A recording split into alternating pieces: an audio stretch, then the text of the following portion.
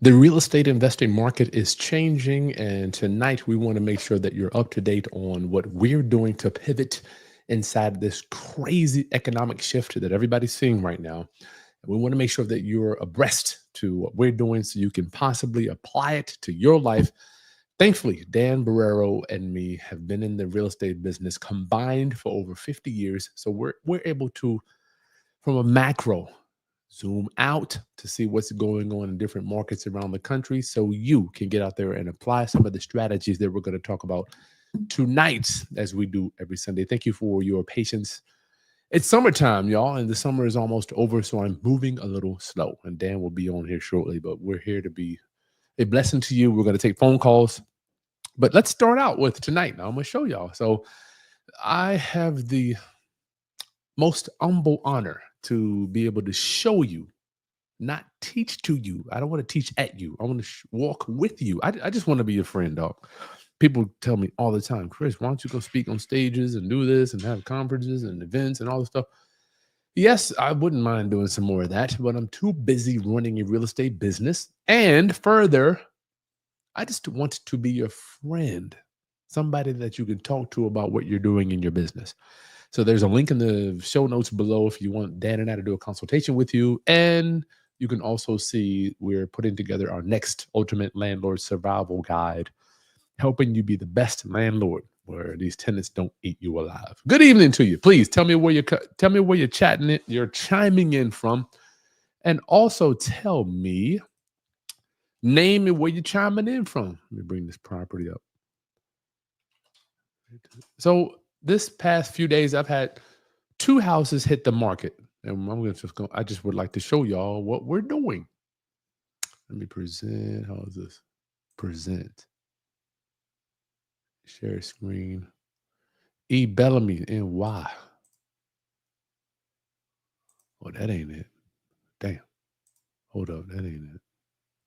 That ain't my house. Hold on. Let me see. That's nasty. Oh, for sale. My bad. So we are still constantly doing fix and flip properties, y'all. Still doing it. 3132.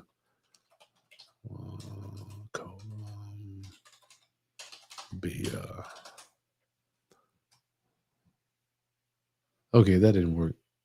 I don't even know the address to my own house. It's Columbia Street. It's not Columbia Street? Shit, I don't even know. You know what? I don't even know the address to my own house. 1 second, y'all. Let me find. What is the address to my own house that I have on the market? It's so weird. Like when you start doing this business for a long time, you are going to see that you don't even remember the addresses that you own.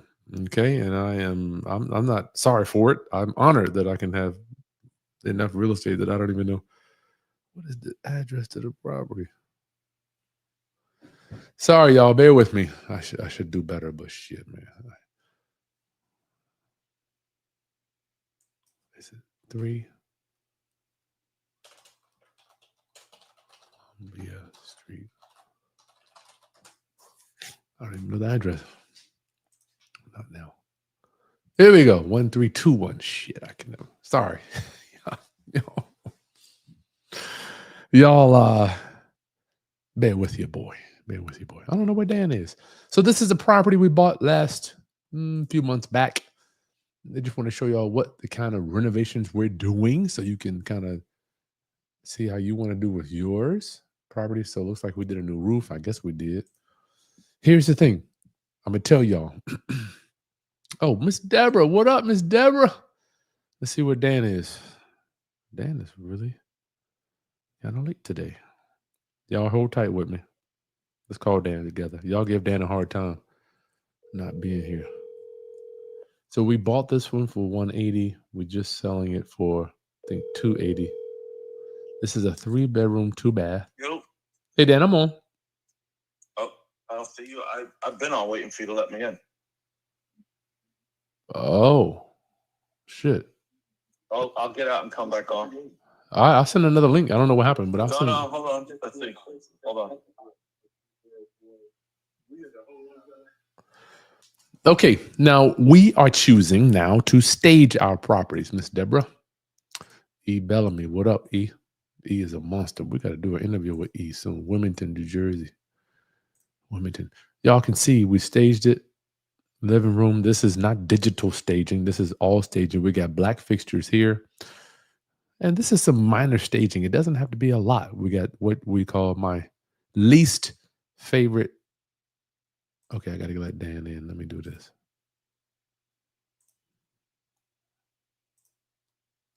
Copy. Did I send Dan the wrong thing? Y'all, thanks for bearing with us because we don't know what we're doing, right? Dan and I don't have any idea what we're doing. So let me get Dan in here, y'all. I don't know what the problem is. I sent him the wrong link.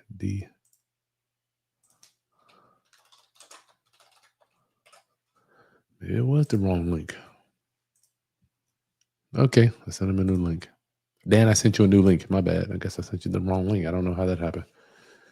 Let's share the screen. We're going to get to a lot of stuff tonight. So this is the property. This is all luxury vinyl plank, of which I hate. I sent you a new link.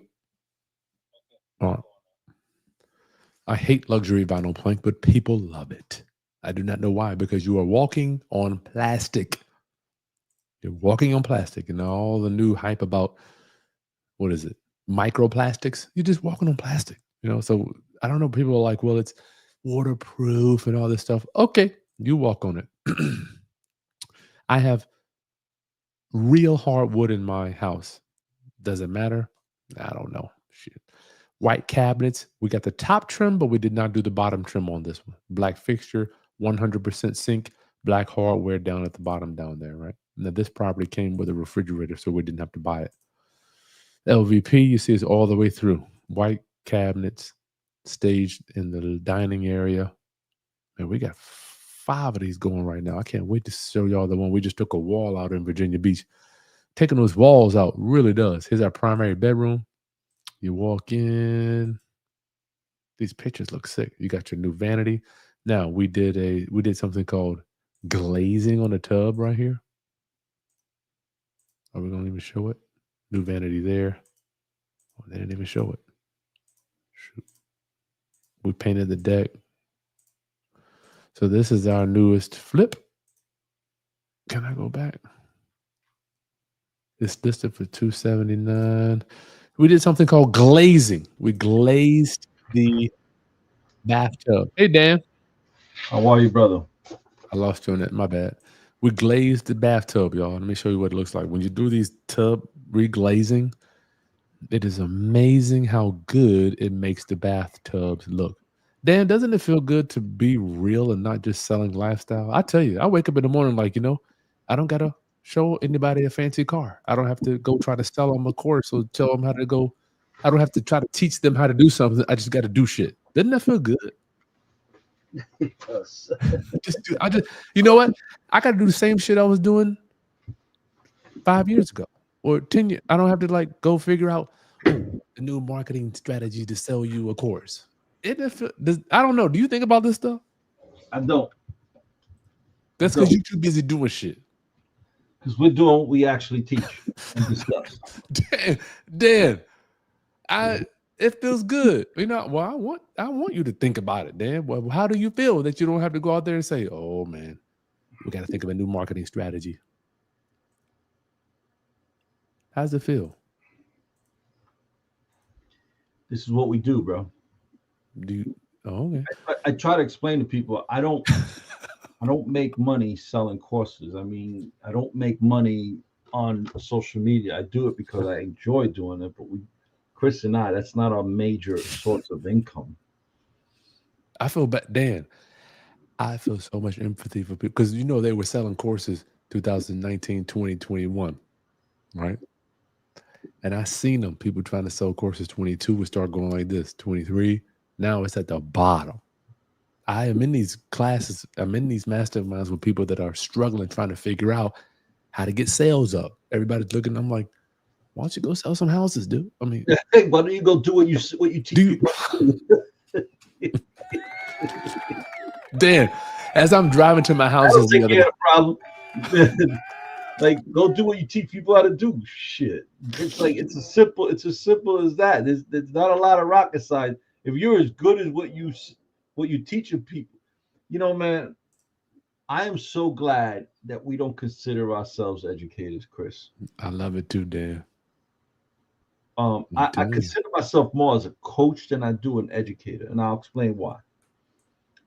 The best coach I ever had was a coach that wasn't the best player.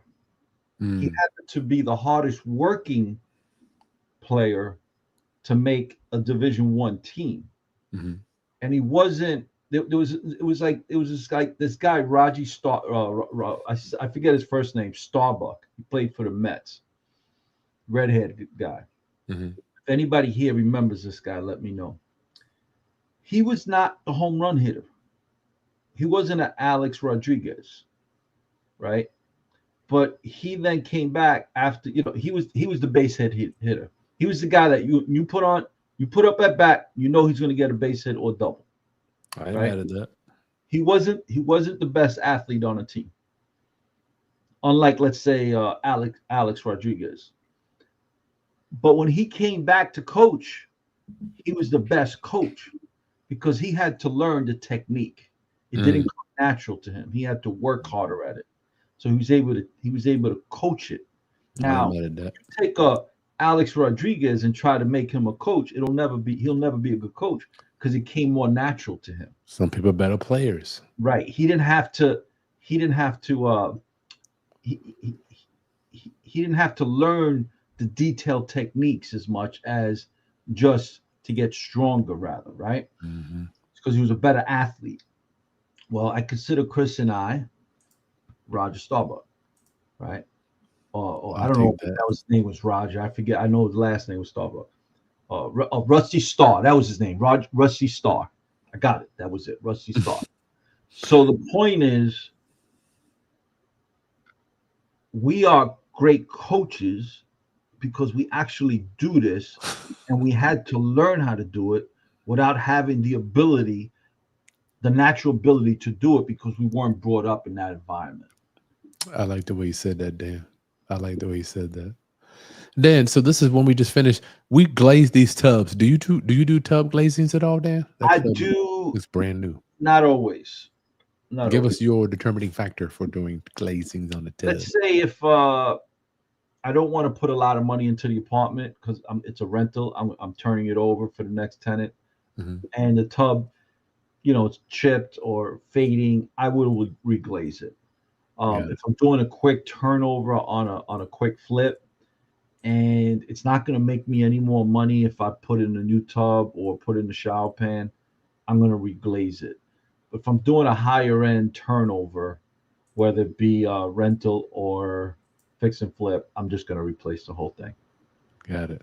So we do fix and flips. I'm just reglazing the tub if I can. Well, it all depends, right? It all depends on the price point. It all depends on what your competition That's true. is given. It all depends on your profit margin. It all depends if, how quickly you need to get it into the market. There's a lot of variables that depends, because when you reglaze it, it's done in a day and then you're done. Yep. So we'll put the line up here. We're going to get into what we've been doing. We got a question here from Don. How do you say this? What's up, Fred? Clint, what's going down? Don Gorgon. The phone number's on the page. Give us a call. I'll put it back up in a minute. Yeah. Hey, listen, in the video description too, below the link, 2 links. One for you to join the waiting list for the Ultimate Landlord Survival Guide training. This in-depth training saving you time, energy, effort, so you can be the best landlord to get the right tenant. And I have the link where you can hire Dan and I for a consultation. It is at an extreme discount. You're going to get us both on the Zoom to put together an action plan for you and your business. Okay, both of those links are below in the link in the show notes. Don, can you explain the process of how you go about eviction and owner occupant, and they have invested interest in the house even though y'all have an agreement for deed in place? Yeah, sometimes you can't do an eviction. You will have to do a foreclosure. Right, Dan? Yep. sometimes, but you need to talk to an attorney in your state so they can verify that. But all so far for me, I don't know, man. People don't give me a hard time when I do these lease options. I got to tell you, and I do a contract. Is that a contract for deed? Is that what they say? Agreement for deed in place. I don't get people sticking their heels in. Do you, Dan? Not really, no. I think the Only one time out of the hundreds I've done, only one time. I just think I'm gonna give people the benefit, right? I believe those type of people say, you know what, I can't deal with this anymore. I'm gonna move on, and I just need to. I believe the best people out here decide to focus on the positive as opposed to trying to hold on to what they know is not working. And you can spend so much time and energy trying to hold on to something that you know that ain't working anymore. But then I'm presuming that you have had so much of people that try to hold on in New York. It has just changed your mentality because everything you do is deed in New York City. I'm talking. Well, let's just say tenants. I feel like people dig their heels in all the time up there. Well, they dig their heels in because the system doesn't make it complicated for them to dig their heels in. It doesn't challenge them. You know, I remember I had a tenant owed me.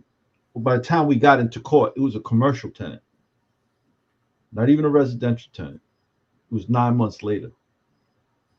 I was telling the judge, well, business isn't there. I can't afford it. She got a postponement. Judge never asked her to bring in tax returns, receipts, bank statements. Judge never asked her any of that. Wow. You know, but my argument is, Judge, she doesn't live there. The business is not making money. Either she's not very good at it or the economy, whatever the reason is, it's irrelevant to me. I just want, she owes me. When I took her, it took me 9 months to get her into court, but she had already owed me 4 months. So it was literally a year and 1 month that she owed. And she still got a postponement. Then sometimes I think I'm in the Twilight Zone, but you make me feel so much better about the Twilight Zone stuff that I have to go through. Where does that make sense? It doesn't. There's a question here from ZQ. Says, checking in Brooklyn, any advice for avoiding non-paying tenants? Tenant courts taking years in New York City. We are just talking about that. You, ZQ, you need to join our Ultimate Landlord Survival Guide. You need to join it. You will. It's a 4-week course, 2 nights a week for 2 to 3 hours a night. Yep. The workbook alone, my workbook alone, is 140 pages. Chris's workbook is another 75 pages. It's intense. It's not first come, first serve. We can tell you, put your name on the waiting list, because Chris and I will be on the phone with you and we're going to interview you to make sure that 1, you're ready, 2, that this is going to help you, and 3, that you're the right fit, not only for us, but for the group. We're not passing you on to a sales team. Yeah. We don't do that. We're not passing you on to a sales team. You'll get an interview from Dan Borrero and Kris Haskins directly. That's right. We're not here this is not how we make money. We're here to help. Chris, you want to put down a website, like where they could find that at? Is there oh yeah, we do. It's Dan Chris. What do we do? I don't even remember. It's right. It's in the show notes below, but let me find out. Yeah. I forgot what it is. There's a question from Ron Brown. Good evening, gentlemen. I'll read this while you look up that link. And so you can put it up. It says, good evening, gentlemen. What's your professional opinion on the affordable housing development business? I think it's great depending on the area you're in. You know, every local government has its own, there's always a good and a bad to everything. So, you know, it depends what area you're in. There's a lot of variables, but you need to get into the fine details of the printed material or what you find online for that program. The local government makes a big difference. DanChrisDeal.com is Chris, if you don't mind, put it into the chat. Okay. Where you could actually sign up for this Ultimate Landlord Survival Guide. For those of you that take the class, for those of you that make it all the way to the end, you will be getting a certificate because will be part of the Ultimate Landlord Warrior community. And we have a whole community just for those people that take this class and successfully completed it. Not to mention, Dan, how many people have we talked to that are applying and deploying all those strategies that we just, man, doesn't it feel good to see all the traps that they didn't go into? It's so awesome. It's unfortunate that a lot of people are taking the class only after they're going through the hardship, rather than having taken that class prior to doing the rental. The truth is, if you don't manage your tenants, you will be getting managed by your tenants. They're gonna manage you, dog. Without a doubt. It's funny. I remember the first time, this was a third building I bought, and there was this woman. She was like, she wasn't having it. I bought the building. I was like, yeah, you can't live like this. You can't do this, and this. She said, she's just like this. Get the F out of here. Close the door on me. And I was like, does this bitch know I own the building? I'm the owner. I'm the landlord. Yeah, she smacked me up, boy. She. They'll tell you, won't they? Yep. She educated me. You think you know something? I'm in New York City. Landlords mean nothing. That don't mean nothing here. She like, and that gave me a big smack. Get out of here, kid. And you know what? You gotta take it. You gotta take it. You know what? I thank God every day that she educated me. It feels, you look back, it doesn't hurt as bad now. No. At the time, it hurt. You just a sucker. Terry Miller, how's my back doing? I'm doing okay. I'm not 100% or about 80%, but I have my ups and downs. It's not easy. I will tell you, it is not easy. But thank you so much for asking, though. We got our first caller here, Dan. Hold tight. Caller, you're on the line with Chris and Dan. Please state your name and where you're calling from. Oh. Huntsville, Alabama, but I'm from Miami, Florida. What's your name again, brother? Victor. Alabama. You said yes, sir. You calling from Alabama, but you don't want to claim. I feel you, Victor. You don't want to claim Alabama, dog. You don't want to claim. You're gonna claim Miami. Yeah. I'm from Miami. Yeah. I moved up here like 3 years ago. Yeah, that's right, Victor. We ain't mad at you, dog. I wouldn't claim. I better say I'm from Miami than it does from Alabama, don't it? I don't blame you, Victor. I would do the same thing, bro. I do the same thing. What's up, brother? How can we help you, man? Sir. Yes, sir. I just wanted to share some of the things I'm going through, and maybe if you can give me some advice. Okay. Right now, I moved from Miami to Huntsville, Alabama, and I moved up here because the economy is good in Miami, but the job, the wages, is not matching the economy. Not sustainable. So, yes, sir. So I moved up here to get a job so I can also have money to invest and to also grow my business. Now, I've been doing wholesale real estate for the past 2 years. I haven't closed no deals, but I've had 4 different contracts. All the contracts been for land. I was learning as I was going. Like my first contract didn't go through because I found out it was in a flood zone. So my investor didn't want it. My second contract on the land was like 100 yards short away from being buildable because of the code, not the code, but the zoning. It had to be 10,000. Yeah, it had to be 10,000 square feet. And I had 9,900 square feet on block under contract. Mm-hmm. So the investor didn't want that. And the other 2 properties didn't pass the perk test.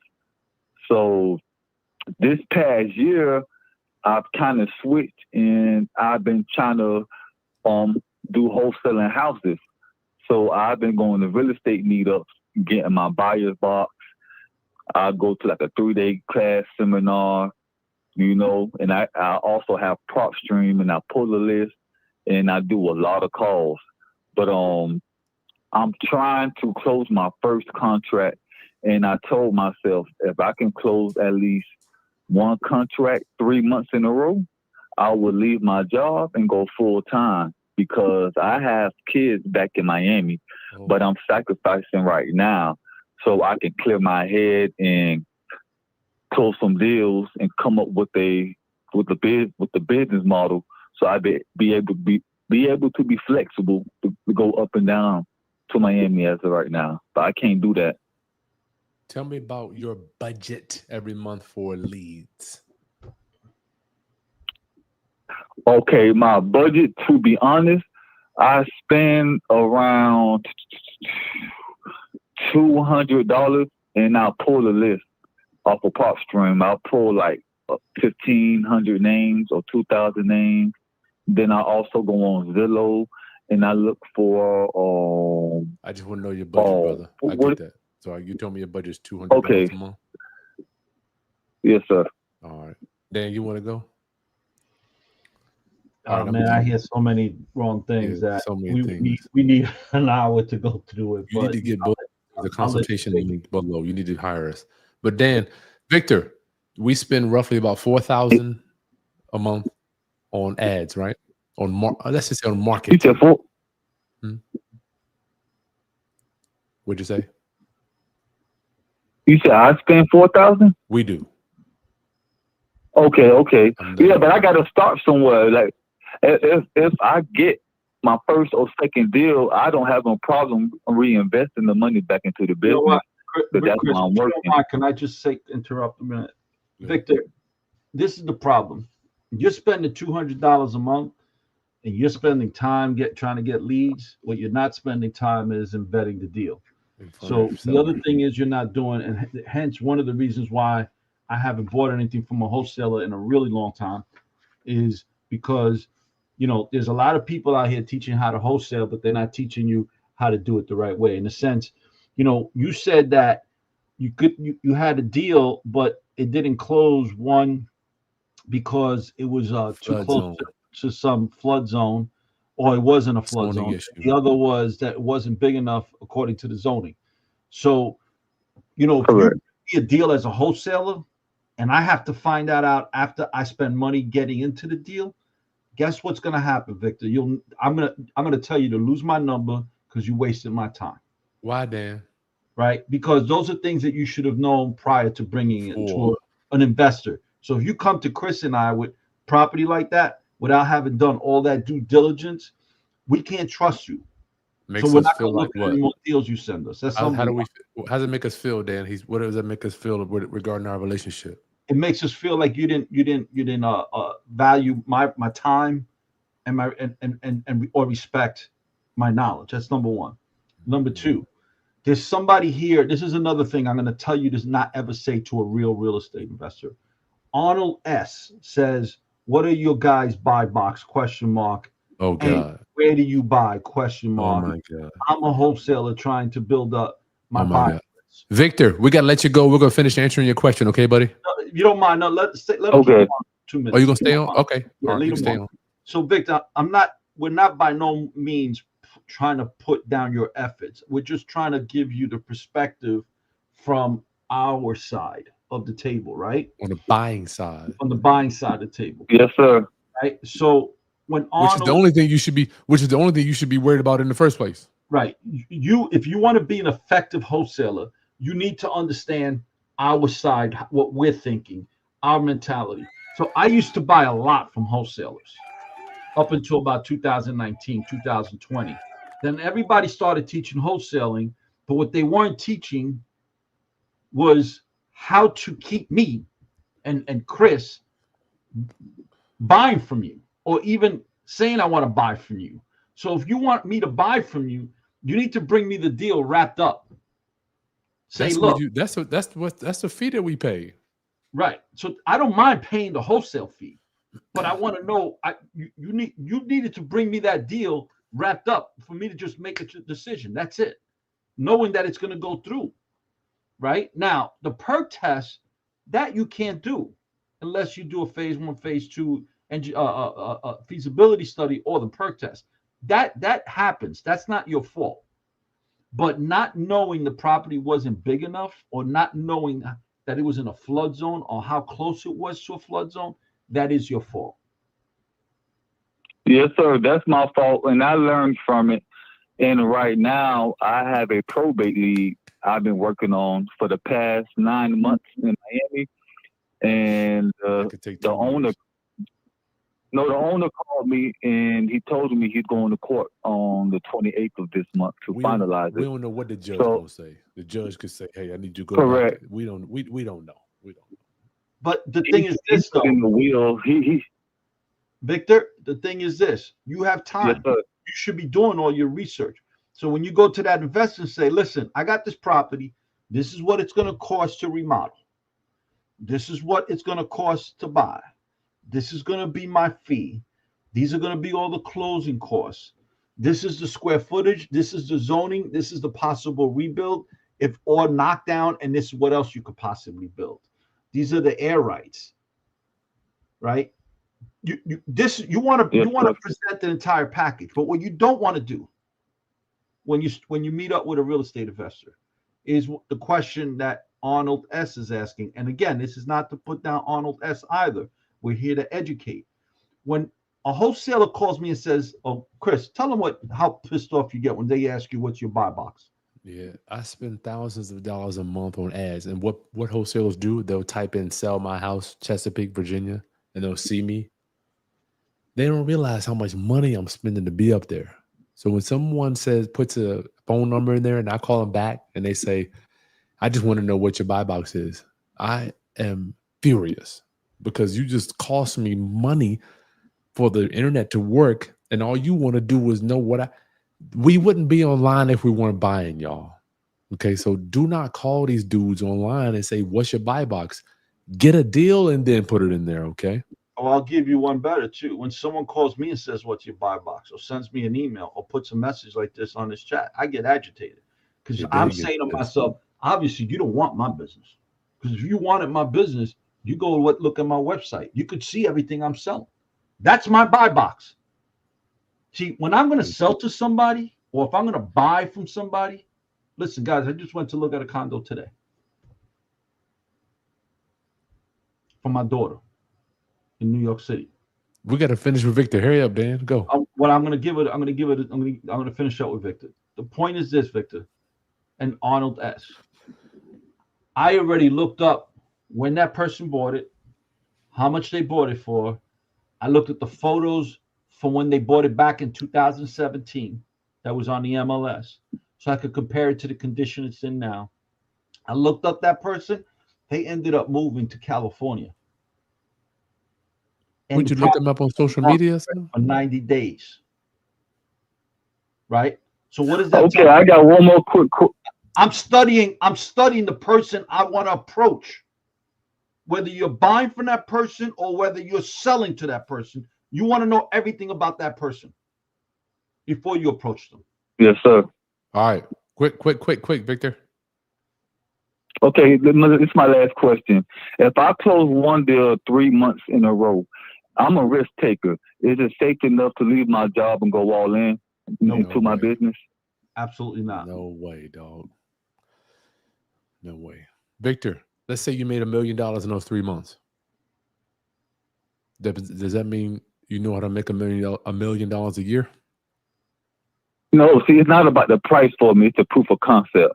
That's why I say if I could close it one deal 3 months in a row, like once is a mistake, 2 is a coincidence, 3 is a proven method. You know, way. Shit. 3 is not a proven method, No, bro. not on my side. The real estate, man. The real estate. Dan, you remember 2000 and when Obama was running against McCain? Remember how slow the whole country would just brakes. Nobody was buying nothing. And you like, damn, what am I doing? Don't quit your job, bro. Yo, Victor, I don't think it's an or for you. I think you could still have your gig and do real estate, dog. You could do this. Having your gig gives no, you because I want to go back down to Miami. I'm only up here to save money so I can grow my business. I'm sacrificing being up here right now. You know what I mean? Victor, so I'm trying to figure it out. Like, Victor, this is your problem, bro. you have a goal, but you don't have a written plan on how to reach your goal. Yeah. You need a $200 a 1 year month. plan, a 3 year plan, a 5 year plan, and then a 7 year plan to reach your goal. So here's your goal. No, I and have it, sir. There's steps on reaching it. I'm talking about like a business plan for your life. $200 a month. There's no way you're gonna be able to replace your income. Victor, we gotta go. Take the See, next caller. I, Look, get us for a okay, consultation, dog. We love you. All right, peace. Dan, okay. you know what's weird? I had to ask myself, Chris. I look in the mirror. You want to run $1 million business? Do you think $200 a month is going to help you run a? I have to ask myself that too. I'm like, okay, what would a multi-million-dollar business spend on advertising?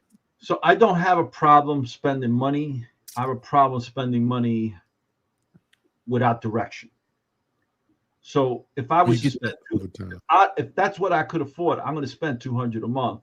But I'm spending But it. you're not quitting your job. No, but I'm spending it extremely poignant. I'm spending it strategically, and I know I'm going to have to shift that $200 a month because I got to find the right sweet spot. Damn. Once I find that sweet spot, I'm all in. No Now, way. if it means even me putting in my rent money, I'm putting it in. I've been there, people. When you believe in something. Dan, $200 a month, dog. It's no disrespect to Clint. I mean, Victor.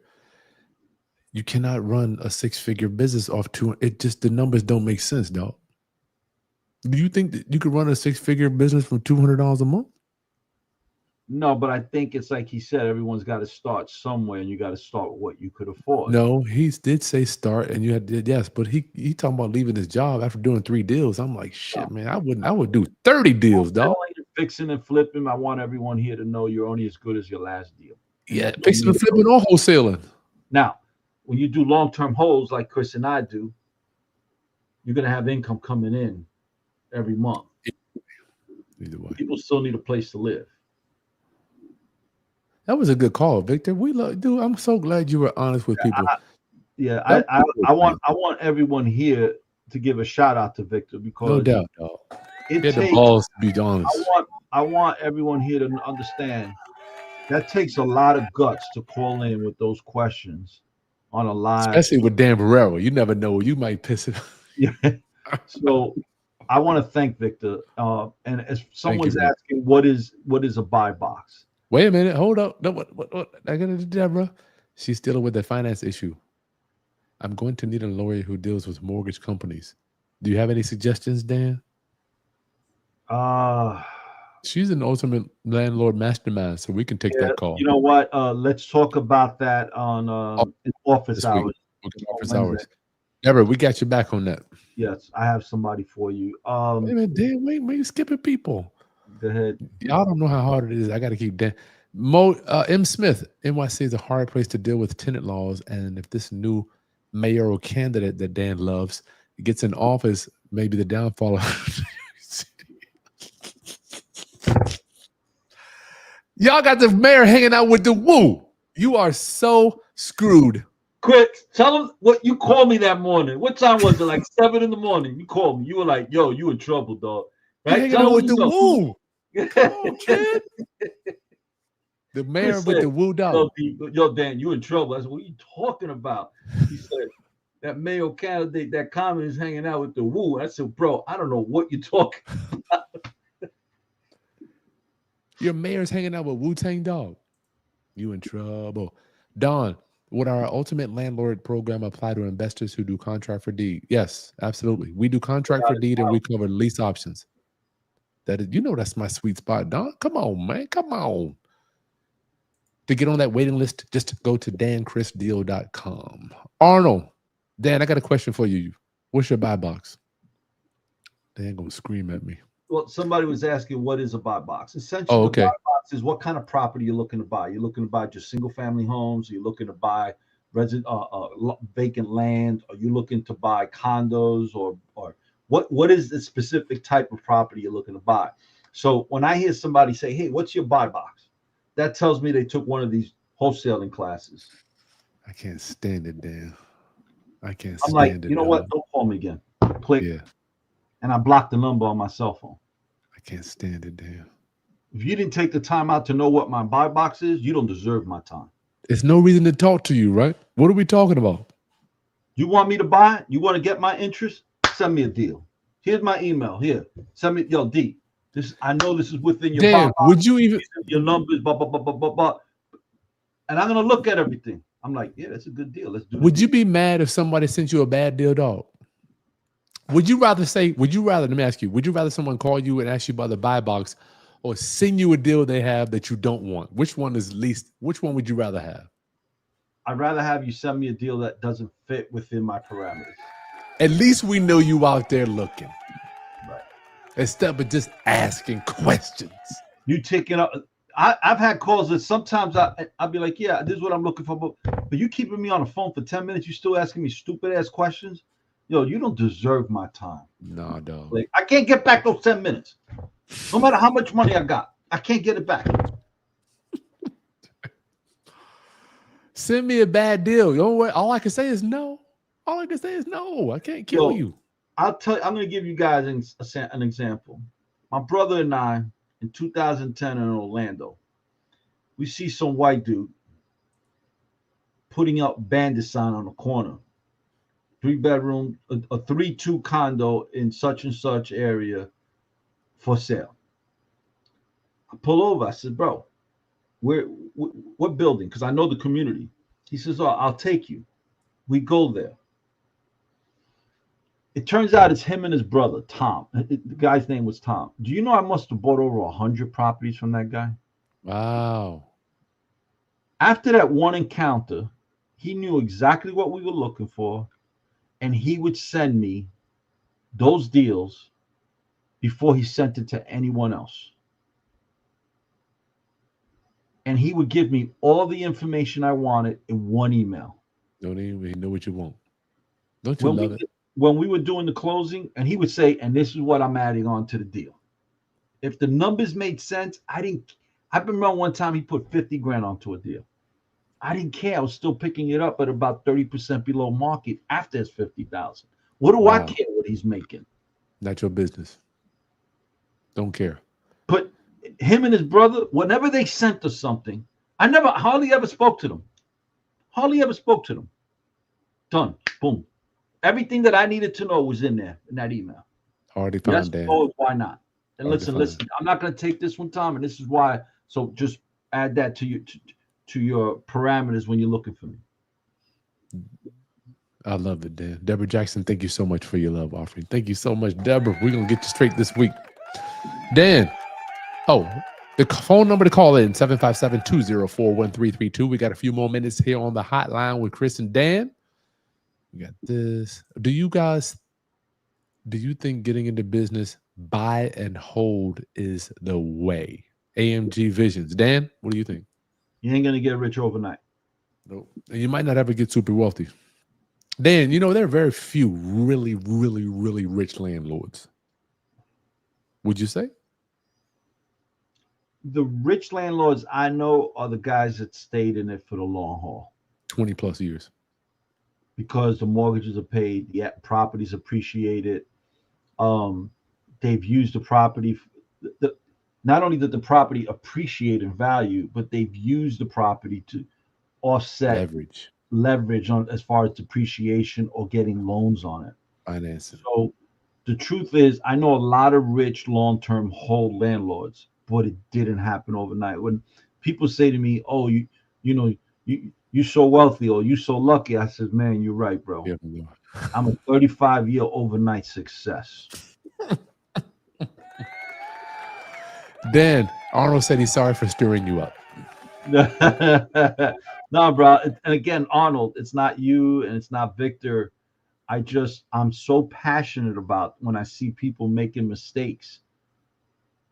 And I know that Victor and you must have paid somebody to learn how to do wholesaling.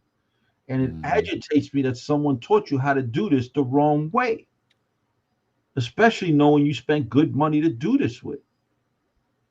This is what Chris was talking about earlier, right? You belong to these groups where everybody's talking about their sales are going down, online courses, Chris, right? Mm-hmm. There's a reason for it.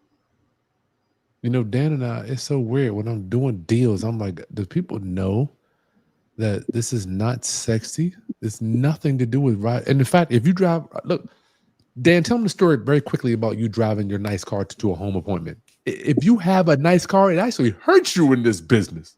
I don't know why people think they can do that. This was in 2012. We'll take this call and then we'll go back to that story, Dan. You driving a nice car, man. You better Actually, get out of here. 2013.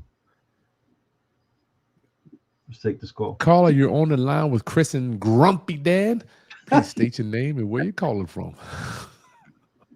What's up, y'all? This is Jamal, man, from Georgia, man, Douglasville. Yo, Jerome. Oh, Jamal or Jerome? I'm sorry. Oh, Jamal, you're right there.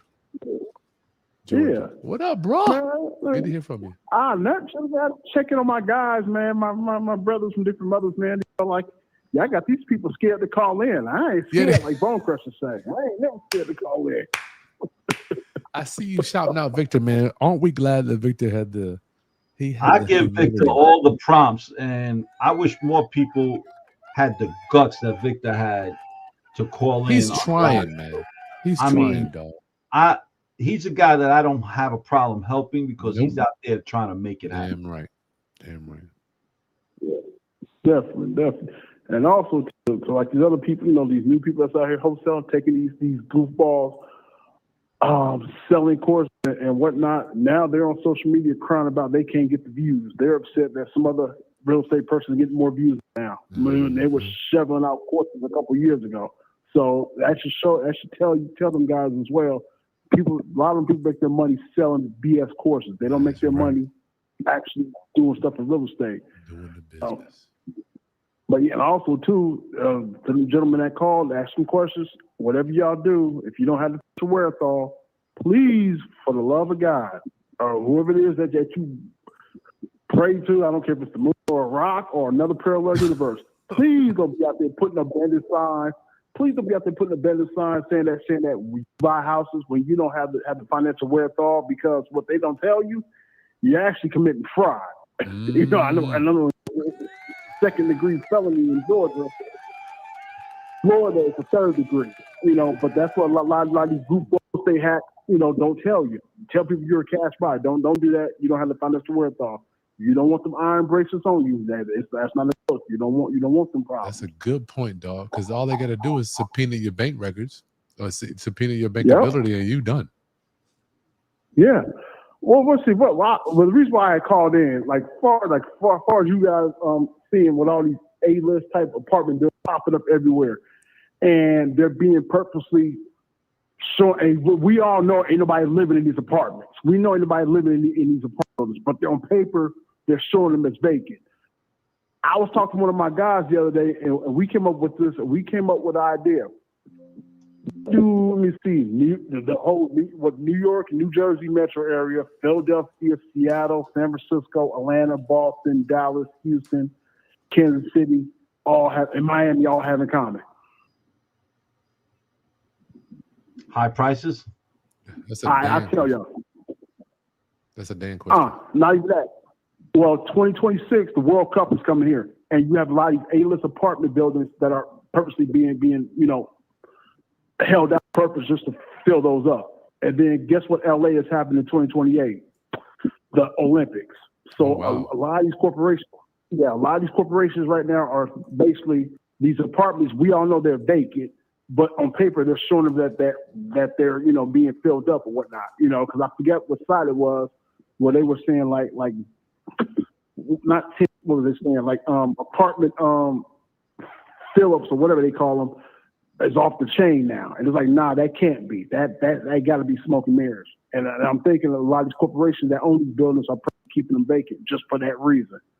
So they can start loading up, you know, with spectators and everything else for this World Cup coming here next year and the Olympics in LA in 2028. Damn. And that's just something, you know, I think nobody thought about. I just love to hear you guys' thought on that. From a perspective of a long-term hold person, I wouldn't do that. It makes no sense. I'm not going to leave empty apartments for 3 years because I'm going to get more money renting it out for short-term rental. That's number one. Number two, in New York City, it's illegal to do that, short-term rentals anymore. With that, there are some very few exceptions to it. It makes no sense. In addition, New York City happens to have a lot of empty apartments that people are saying landlords are warehousing. The truth is, landlords can't afford to fix them, to rent them, because of the New York City rent stabilization laws that passed in 2019. It makes no sense to fix them. It makes all the sense to leave them empty, take off the tax write-off as a loss. So, I can't say LA and Chicago and Philly. I could tell you about where I invest. So from that argument from where I invest makes no sense.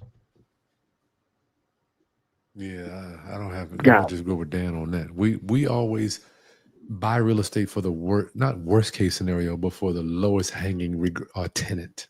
Like if you go in thinking you're going to maximize rents and have a short-term rental or some type of event that's going to really, really be a phenomenal tenant, it can backfire too fast, man. I seen it backfire. Me and both Dan and I have people buy a house because they wanted to do an Airbnb. Next thing you know, boom, they ban it. It's just anything can happen. Man. We said that years ago, Chris. Remember that? Man, we did, yeah. People buying it for some specialty type of tenant. Not to say that it can't work. Not to say it can't work, but you want the turtle wins, man. It just wins. That's a good point, though, Jamal. Thanks for getting us thinking on that, brother. I mean, the truth in the matter is, you had to call in. Yeah, I had to call in, show love, man. Get my knowledge from y'all on Sunday, man. I'm sitting back just sipping and listening. Again, I'm not disagreeing with you. I'm just saying that doesn't work here in the city of New York. It may very well work. In the other areas. All right, brother. Gotcha. Thanks, Jamal. Appreciate y'all. Yes, sir. All right. How many people we seen go in the trash, Dan, trying to do a specialty tenant over the years, brother?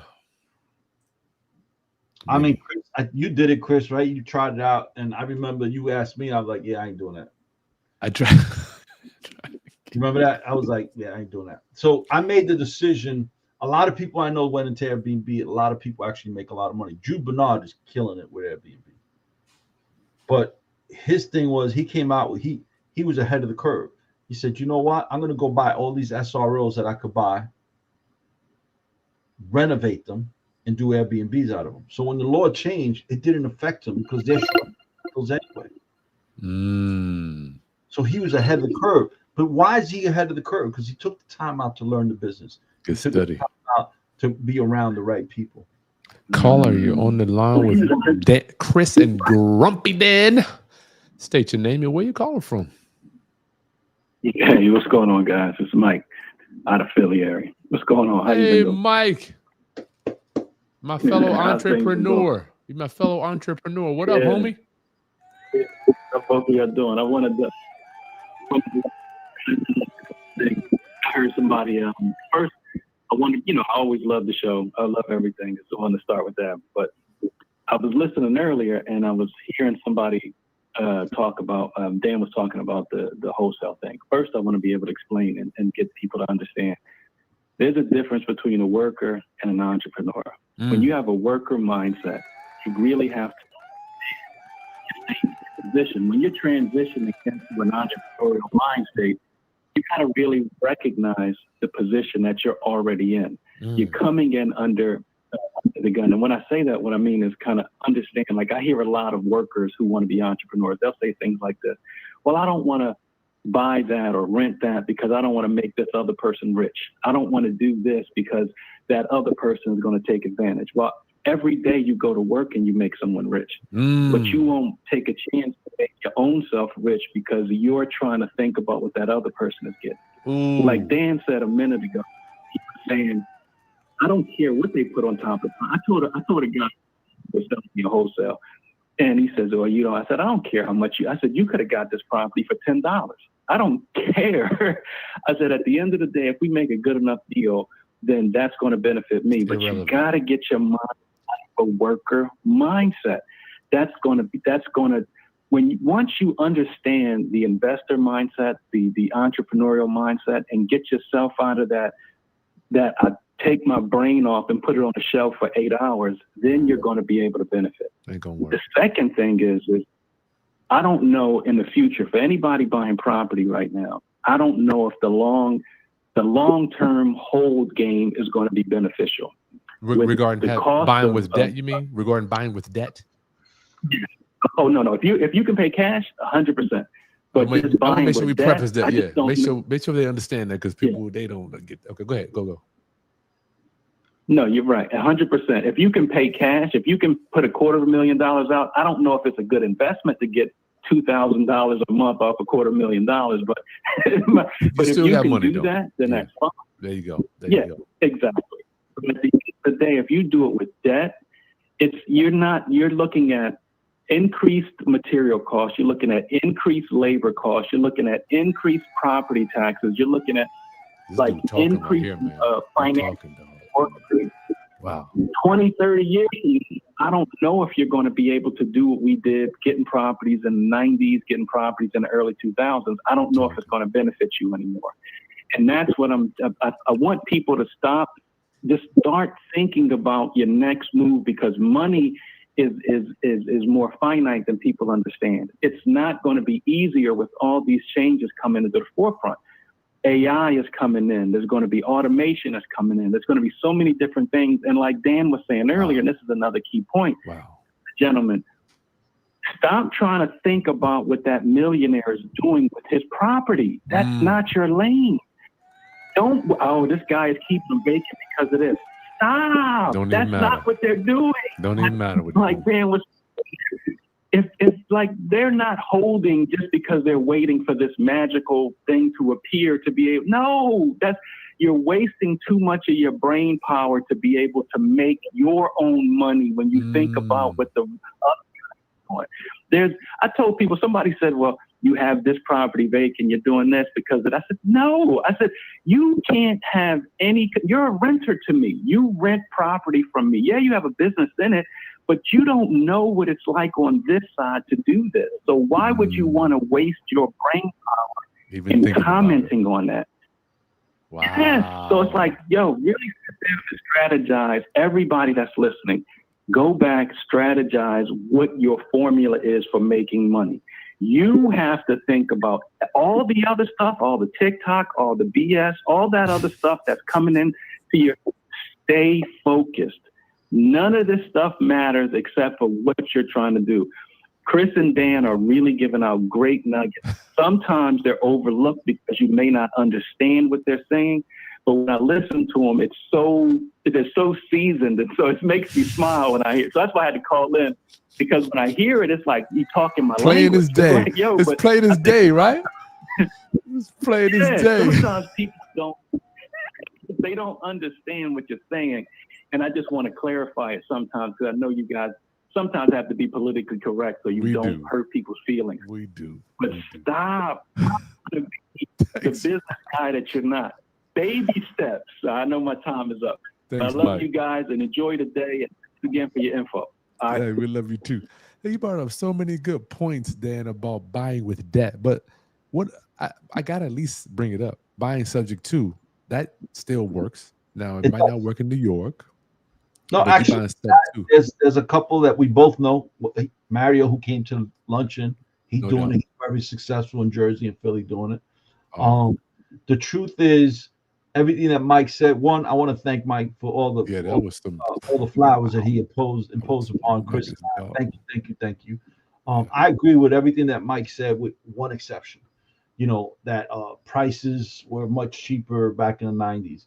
The truth is that, I was just watching a movie last night about these two black guys in the 50s that actually bought two banks, and they had to put a white guy as the banker. Yes. Did you watch that? You know I did, dog. Okay. I thought, wasn't it a good movie? That was an amazing movie, dog. Right. So the point is, he was in California and he was buying in a wealthier white area, and he bought, it was a 4-family for like $60,000, and that was a lot of money back then, right? But the truth is, when I started buying property, I was making $300 a week gross. Sure, that's pretty good. Think about that, right? I was making $300 a week gross. After taxes, it came out to about $182 a week. My So rent, that's a month. That means you're making $500 a month. That my ain't bad. rent, my rent was about $250, $300 a month. Right now, of course, my income went up. So what I'm trying to say is everything's relative, right? My wife's parents bought their first home right after the World War II, like I think it was like 1948 or something like that. They paid $6,000 for it. That today's worth on the same block, same house, is worth over $1 million. Good God. So my point is, everything is relative, right? Today, back when I started buying, a cop was making about $600 every 2 weeks before taxes. A New York City cop. That same cop today, after 5 years, is hovering around $150,000 a year, right? But he ain't gonna be able to go buy a property or a car at the price that it was in 1985. So everything is still relative. As long as the numbers make sense when you're buying, you buy. If the That's numbers true. don't make sense, you walk. Yeah, that's a good point. Then Chaz wants to know, thanks for being such a good resource. You're welcome. Thank you for recognizing that. I wanted to ask if you would consider buying vacant land in Texas to develop houses. No, I'm not in that setup for that. Dan, What does it say? Thank you for. you want to buy houses in land in Texas? No. I don't. I think if you're buying land to develop in Texas, Are you interested? It says, would you consider buying? Yeah, we're not. I'm not interested because I don't have a team there, nor do I want to start a new team. Because my teams are in New York, New Jersey, and Florida, and I have exceptional teams, and I'm doing exceptionally well. I don't want to be a jack of all trades. I want to be a professional at what I know how to do. M. Smith, do we take on self-directed IRA investors to get one's capital working? Absolutely. We have 2 new constructions coming up. I need about 400,000 so far. I've raised about 220. So if you got some capital you want to get working in some of those new constructions, just send us a direct message. Preacher Mike Jamal says, Matthew, I like using private money because I'm poor. What would I originate with? What, use true private money and not banks? What I would originate with? Not sure what the question is, but private money is a whole lot easier to deal with. Yep. However, like I deal with private money. I'll use private money to invest, but I'm very selective on who I'm going to take money from. I don't want to take money from the person who's calling me up every other day asking me questions. I'm got time, boy. I don't need it. Don't need the headaches. I need. It's weird when you don't need it. When you don't need it is when you get more of it. It just shows up. Deborah, that's why I took the ultimate landing. That's right. So take off the worker's mindset and get into the entrepreneur's mindset. Thanks, Chris and Dan. It's hard. And you know what's weird, Dan? Did you know I don't really want to be an entrepreneur. I would rather be a number 2. I would rather be like Dan, be the number 1, and I would rather be the number 2. Everybody different. You don't got to be the number 1 guy. It's okay. It's nothing. Remember Patrick Bet David? Even Patrick, remember Pat was like, I wanted to be the number 2 guy. I didn't want it to be. I'm forced into this role. The number 1 guy, they say heavy's the head that wears the crown. That head is real heavy. Caller, you're on the line with Chris and Dan. Grumpy Dan, to be. Hi, Matthew. Please state your name and where you're calling from. It's Matthew. I'm calling out of Virginia. Matthew. You're in the house. How are you, Matthew? What up, I'm Matthew? doing well. How are you guys? Good to hear from you, brother. I'm doing well. First off, Chris, I'd like to say thank you for all the content you put out on social media. It helped me when I was first getting into Subject 2 and gave me the confidence to go door knock my first property. Oh, wow. Good for you, brother. It's an honor. Thank you. Tell my wife I'm okay. That was about... Say that again? Tell my wife I'm okay, please. When you see us, just tell my wife. Tell your wife, wait, I can't hear you. I'm sorry. When you see us in public, please tell my wife that I'm actually okay. But go ahead. Okay, got you. Let's see. The private money situation. I was saying that I use true private money. So it's somebody that's not a bank. They're lending the money to me, and we split the profits from the deal. Okay, we're listening, brother. Say that again. We're just listening to you. Go. Okay, so with the property that I currently have, it's a subject to that we spent $23,000 to acquire, and it has about $112,000 in equity. After we sell, pay agent off and everything, we're looking to net $100,000, and we'll split it 50-50 with me using none of my own money so far. My plan going further is to buy trailers, and I was kind of just wondering, wanting to know your thoughts buying trailers for cash flow alongside buying subject to write off the income from those trailers. Dan? Say that again. I would like to use the income from the property I'm getting ready to sell and other properties that I sell to buy trailers and then low entry subject to deals. I'm looking to buy the trailers for cash flow and then buy the subject to properties to, I guess, write off against the cash flow. And I was just wondering your thoughts on, I guess, buying multiple trailers and using them for cash flow, as well as buying subject to When you say trailers, I'm assuming you're saying mobile homes? Mobile homes? Yeah, mobile homes. I'm sorry. Are these mobile homes actually mobile, or they're going to be sitting on a lot permanently? They're going to be sitting on a lot. Yeah, I don't have a problem with it as long as the numbers make sense. I think it's great. I mean, I think the mobile home strategy is very underrated. I think there's a lot of money to be made there. I've actually made money with that.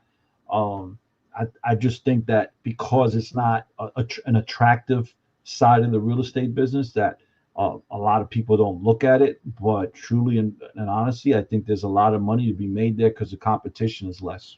That's true. That's true. Got you. Yeah, I'm finding a lot of them creatively. Oh, yeah? On mobile homes? Yeah, I have one right now under contract that's 5,000 down, $345 a month to the seller, and I'll cash flow about $500 after lot rent and stuff. So I would return my original investment in about 10 months to myself, and then after the 3-year mark, I should cash flow roughly $1,000 a month. But I have a goal, a plan to do one of these every single month for 7 years to try to get to $84,000 monthly, and I know that taxes are going to be quite a bit on making that amount of money. So my thought process with that is I need to have something that I'm able to write the taxes off with, like low entry subject to deals. Where, if you don't mind me asking, you're from Virginia. What, how old are you? I'm 23. Oh man, You're thinking way ahead, dog. So I am impressed. I'm impressed with you. You have a plan, you have a goal, you've developed a plan, and you've actually figured out how to execute your plan. And you're thinking way ahead, including your tax implications. That's the way most experienced real estate investors think. But you are only 23 years old, already thinking like that. So my hat's off to you. Thank you. I don't know. Let me see. I don't want to say or here. I wanted to say and. For me, I would implement and deploy a self-directed Roth IRA strategy, Matthew, where it's all tax-free. The money, because the IRA is buying as Ron LeGrand calls it, the wobbly box. And then they're paying your IRA. You get to keep it all, but you just don't use it right now. I don't know if I would want to deploy another strategy at the same time, because buying sub 2 houses, no doubt, as you know, you got to look at a lot of them to get one sub 2 house. Ain't like you could just go dip in the market and say, I want a sub 2 house. Boom. Unless you have a strategy that I don't know about, where they're just all sub 2 houses being come to. You do have that strategy where you just pick them off? Yeah, I'm coming across probably 15 to 20 sub 2s a month, to the point where I'm actually telling 75% of them no, because the rate's too high for me to watch, or it's no cash flow, or the entry's too high. So I'm coming across roughly 4 to 5 a month, and the ones that I personally want to keep are usually only once every 60 days. My area, like here in Danville, Virginia, we just don't have a lot of them that I'm able to come across other than door knocking, but I genuinely come from nothing. I don't even have a car. So until I sell this property, my very first one from like 8-9 months ago, I don't have a vehicle to go consistently door knock. Well, here's the thing. Once again, you still said the same thing as volume. You're looking at when I say I don't know of a vein that's always got constantly great subject to deals. You have to look at a bunch of them to get the ones that you like. So I would want to wait. I would want to keep deploying mobile homes. I want to know what Dan says. Keep deploying that, but not have to wait until this taxable strategy comes along. And I would just do a self-directed. Dude, the self-directed Roth IRA is all tax-free already, dog. You ain't got to worry about buying nothing else. All right. Okay, yeah, I've got to look more into that. Yep. Do Google self-directed Roth IRA. Send my team an email. We'll give you a coupon code if you want to go with my custodian. Okay. Okay, awesome. Thank you so much for your time. Thank you, Dan. Thank you. Love for you, brother. Sharon. Dan, that was some good stuff, man. I love the young people, Dan, don't you? I do, man. They make me feel good about what we're doing. Dan, I'm gonna tell your wife I said, you're not such a slime ball. You know, she always says how slimy you are, man. I agree. My wife tells me I'm misunderstood. She tells me I'm too nice sometimes. You too what? That I'm over generous with certain people. You ain't over generous with me? What are you talking? You talking about you? Yep. Man.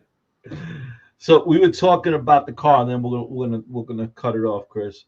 All right. Chris brought up about the time that I lost a deal because I had a nice car. So in 2013, I had been working a specific seller, and they finally agreed to sell me the house. It was actually a really good deal. They were an older couple. They were leaving the state. They had no mortgage on the property, but the property was in complete disarray. The deal I made with them was that they could leave. They could leave all their furniture behind, just take what they want, and I will close when they want. They said they needed 3 months. I said, not a problem. I'm on my way there. I drove an hour and 15 minutes to get there with the contract. As soon as I walked in the door, I knew there was something wrong. You so.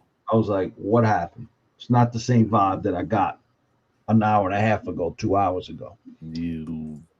So my husband was a little snippy with me. He had never been that way with me. And the wife was quiet. Did they see you pull up? Oh, I parked the car in the driveway. Of course they saw me pull up. The living room was right there, the window. So, and I said to so-and-so, I said, have I done something to offend you? Or is this something I said or did, that was incorrect? Tell me what it is and I'll apologize. And he said, no, but I don't want to buy you another one of those. And he pointed, I said, what? He points to the window and he's looking at my brand new Mercedes. So I says, I don't understand. I knew what he was saying, but I wanted to make sure what I thought was right. And he basically said, you pulling out this nice car. I know you're going to make money on my property. Basically, I ain't selling you anything. So I said, and he has the right, Dan, I want people to understand, he has the right to feel that way. So I'm driving home and I'm thinking about what he said. Call my wife. I said, could you look at such and such, my Excel sheet on this and blah, blah, blah, blah, blah, blah. She says, yeah. I says, where am I at compared to last year? She said, you're down about 23% on my closing rate. Just as she says that, I'm driving by a Honda dealer. You're crazy. I go to the next exit, get off, and come back around. Driving to the Honda dealer, I said, there's a nice, they had just changed the body style. I said, what kind of car is that? She says, that's a new Honda. That's a new Accord. I said, it is? I said, how much is that? He said, $24,000. I said, if you take 21, I'll take it right now. No sunroof, cloth interior, had power seat on the driver's side only, power windows. That's all you need anyway. Why do you care about nice looking Honda Accord at the time. So I said, but I'm gonna trade it in. I said, what do you want? What do you got to trade in? Walk outside. He goes, you trading this for that? I said, yeah. I walked out of there with a brand new Honda Accord with a $55,000 check. And a check.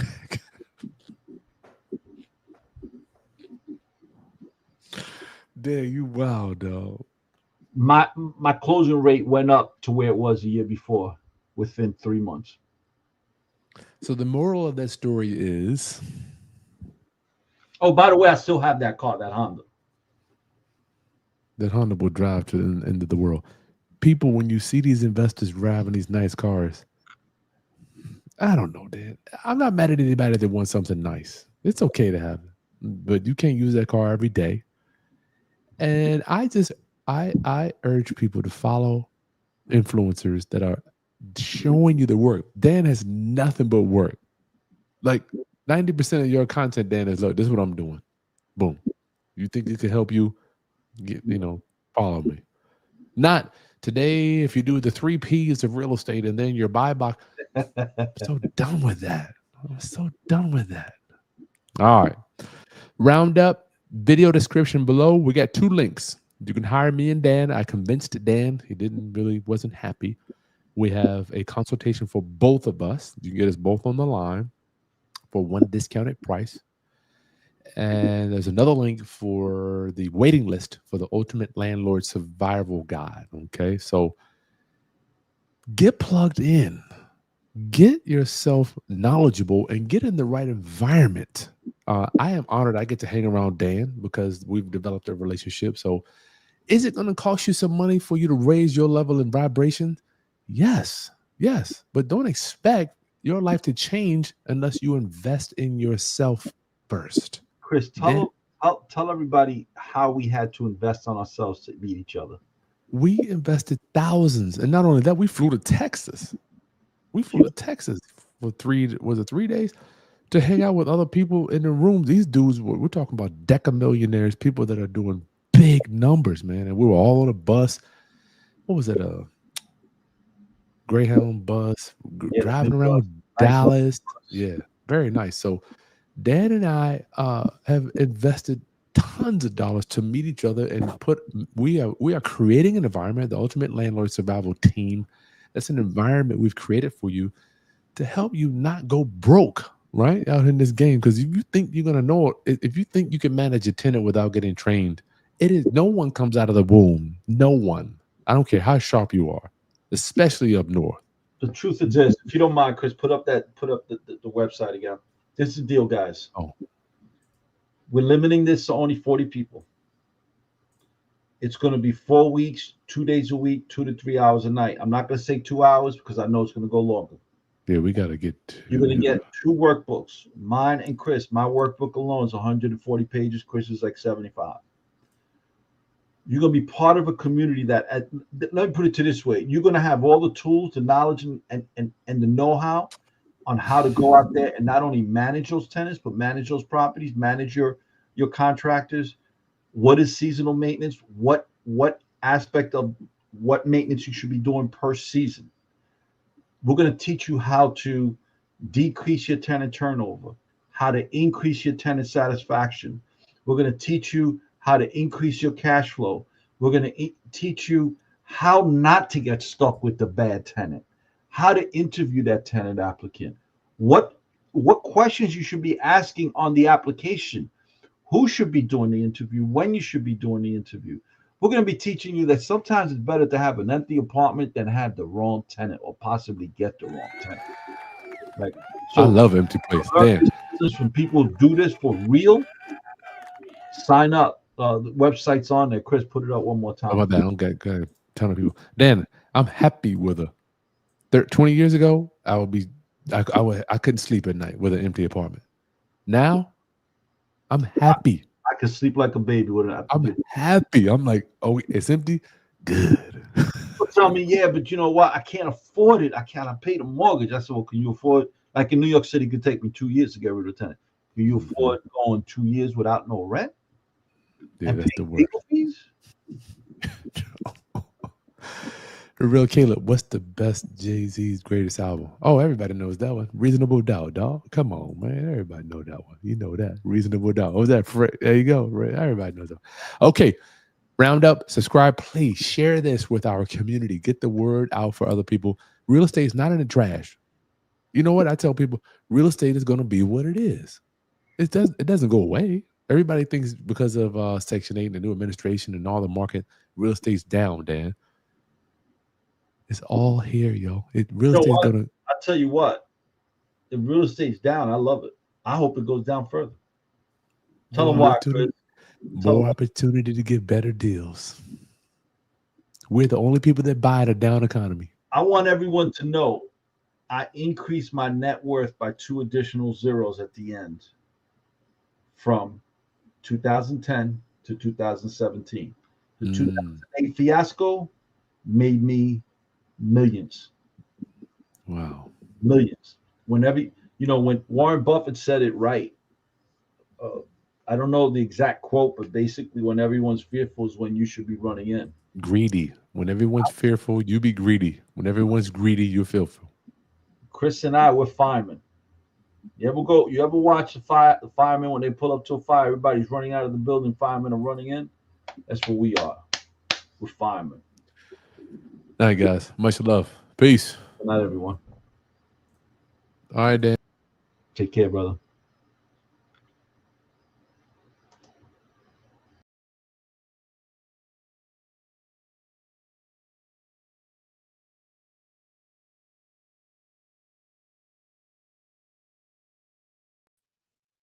I hit the wrong button, y'all. Good night.